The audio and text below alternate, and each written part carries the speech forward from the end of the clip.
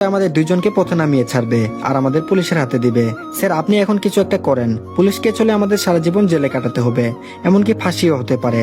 আমি এত তাড়াতাড়ি মরতে চাই না, আমার ছোট ছোট দুইটা বাচ্চা আছে, আমি মারা গেলে ওদের কি হবে? স্যার আপনি না বলেছিলেন আপনার কাছে একটা মেয়ে আছে, তাকে তো এখনো নিয়ে আসেন নাই স্যার, তা না হলে আমরা দুইজনের শেষ স্যার, একেবারে শেষ।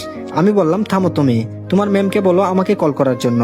আমার সাথে কথা বলতে উনার তো কি সমস্যা? 25 বছর ধরে উনার আন্ডারে কাজ করছি, উনি একবারও আমার সাথে কথা তো দূরে থাক, দেখা পর্যন্ত করে নাই।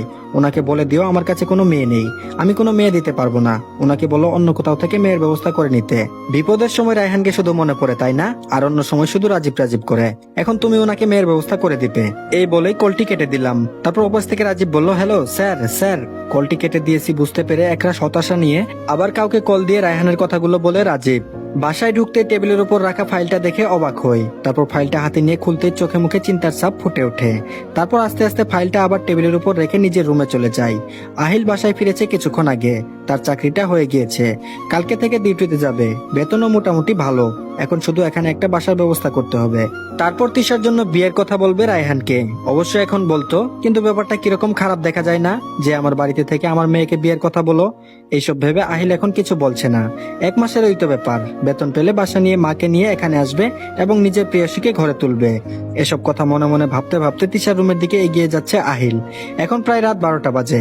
মীরা নিজের রুমে শুয়ে আছে, আর রায়হানও নিজের রুমেই, কিন্তু ঘুমিয়ে আছে নাকি জেগে আছে তা বুঝতে পারেনি।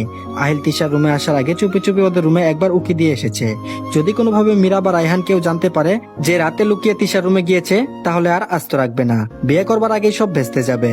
আহিল তিশার রুমের সামনে এসে দেখে তিশার রুমের দরজা খোলা, তাই আহিল তাড়াতাড়ি রুমে ঢুকে পড়ে। রুমে ঢুকতে আহিলকে দেখে তিশা বলে ওঠে, তুমি এখানে কেন এত রাতে, কি করতে এসেছো?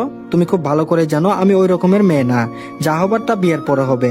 এখন তুমি খুব তাড়াতাড়ি আমার রুম থেকে যাও, আব্বু আম্মু দেখে ফেললে সর্বনাশ হয়ে যাবে। আহিল বলল, কেউ দেখবে না, তোমার আব্বু আম্মু ঘুমাচ্ছে, এখন তাড়াতাড়ি আমার সাথে চলো। তিশা বলল, এত রাতে আমি আবার তোমার সাথে কোথায় যাব? তোমার মাথায় কি চলছে বলো তো? তুমি আমাকে নিয়ে পালানোর প্ল্যান করেছো? আমি আমার আব্বু আম্মুর মান সম্মান ডুবিয়ে তোমার সাথে পালিয়ে বিয়ে করতে পারবো না।